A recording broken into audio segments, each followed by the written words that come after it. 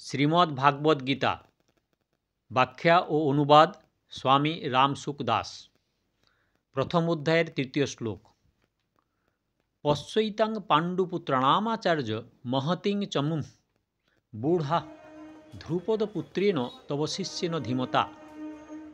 হে আচার্যদেব, আপনার বুদ্ধিমান শিষ্য ধ্রুপদপুত্র ধৃষ্টদ্যুম্ন কর্তৃক রচিত ব্যূহে অবস্থিত এই বিশাল সৈন্যসমূহকে দেখুন। ব্যাখ্যা।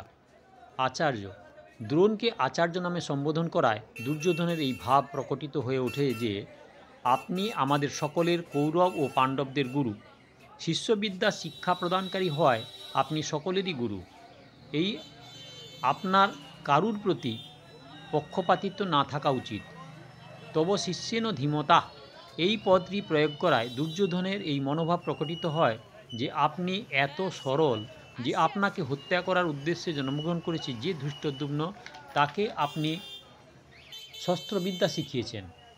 অপরপক্ষে আপনার শিষ্য ধৃষ্টদ্যুম্ন এতই বুদ্ধিমান যে সে আপনাকে হত্যা করার জন্যই আপনার কাছে অস্ত্রবিদ্যা শিক্ষা গ্রহণ করেছে। ধ্রুপদ পুত্রেণ পদটি বলার উদ্দেশ্য হচ্ছে এই যে আপনাকে বধ করার উদ্দেশ্যই ধ্রুপদের যাচ এবং উপযাচ নামক ব্রাহ্মণদের সহায়তায় যজ্ঞ করেছিলেন, যাতে ধৃষ্টদ্যুম্ন জন্মগ্রহণ করেন। সেই ধ্রুপদপুত্র ধৃষ্টদ্যুম্ন আপনার সম্মুখে প্রতিপক্ষের সেনাপতির শয্যায় দণ্ডায়মান। দুর্যোধন এইখানে ধ্রুপদপুত্রের স্থানে ধৃষ্টদ্যুম্নও বলতে পারতেন, কিন্তু দ্রোণাচার্যের সঙ্গে ধ্রুপদ রাজার যে শত্রুতা ছিল সেই শত্রুতাকে স্মরণ করার উদ্দেশ্যেই দুর্যোধন এখানে ধ্রুপদপুত্রেণ শব্দটি প্রয়োগ করেছেন। এখন সেই শত্রু সংহার করার উপযুক্ত সুযোগ এসেছে। পাণ্ডুপুত্রানাম এতাং বুঢ়া মহতিং চমু পশ্য। ধ্রুপদপুত্র রচিত ব্যূহে দণ্ডায়মান এই বিশাল সৈন্যসমূহকে দেখুন। অর্থাৎ যে পাণ্ডবগণ অতি স্নেহভাজন, সেই পাণ্ডবগণ আপনার বিপক্ষে বিশেষভাবে আপনার হত্যাকাঙ্ক্ষী ধ্রুপদপুত্রকে সেনাপতি নির্বাচন করে ব্যূহ রচনা করায় অধিকার প্রদান করেছে। যদি পাণ্ডবগণ আপনাকে শ্রদ্ধা করতেন, তাহলে যে ব্যক্তি আপনাকে বধ করার জন্য উৎসুক তাকে তাদের সেনা দলের সেনাপতি হিসেবে নির্বাচন করত না, এতটা অধিকার তাকে দিত না। কিন্তু সব কিছু জেনেও ওরা ধৃষ্টদ্যুম্নকে সেনাপতি পদে বসিয়েছেন। কৌরব সেনার থেকে পাণ্ডব সেনার সংখ্যা যদিও কম, অর্থাৎ কৌরব সৈন্য ছিল 11 অশ্বাহনী আর পাণ্ডবদের সৈন্য ছিল মাত্র 7 অশ্বহনী। তা সত্ত্বেও দুর্যোধন পাণ্ডবদের বিশাল সৈন্য সংখ্যা বলেছেন।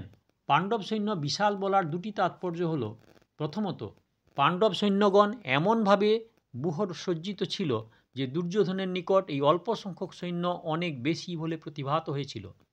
দ্বিতীয়ত পাণ্ডব সৈন্যগণ সকলেই এক মতাবলম্বী ছিল, তাই ঐক্য থাকায় পাণ্ডবদের অল্প সংখ্যক সৈন্য শক্তি ও উৎসাহে অনেক বেশি বলে মনে হতো। এই জন্য পাণ্ডব সৈন্যদের দেখিয়ে দুর্যোধন দ্রোণাচার্যকে জানাতে চেয়েছেন যে যুদ্ধের সময় পাণ্ডব সেনা সংখ্যায় অল্প দেখে তিনি যেন এদের কম না মনে করেন, বরং বিশেষ শক্তি ও সাবধানতা সহকারে যেন তিনি যুদ্ধ প্রবৃত্ত হন। পাণ্ডবদের যিনি সেনাপতি তিনি দ্রোণাচার্যেরও শিষ্য, কাজেই তাকে হারানো তার পক্ষে খুব বেশি কঠিন নয়। এতাং পশ্য বলার অর্থই যে পাণ্ডব সৈন্য সকল যুদ্ধার্থে প্রস্তুত, সুতরাং আমরা এই সেনাদের হারিয়ে কিভাবে বিজয়প্রাপ্ত করতে পারি সেই বিষয়ে দ্রোণাচার্যের অতি শীঘ্র সিদ্ধান্ত গ্রহণ করা উচিত। এটা প্রথম অধ্যায়ের তৃতীয় শ্লোক। চতুর্থ শ্লোকের জন্য অপেক্ষা করুন।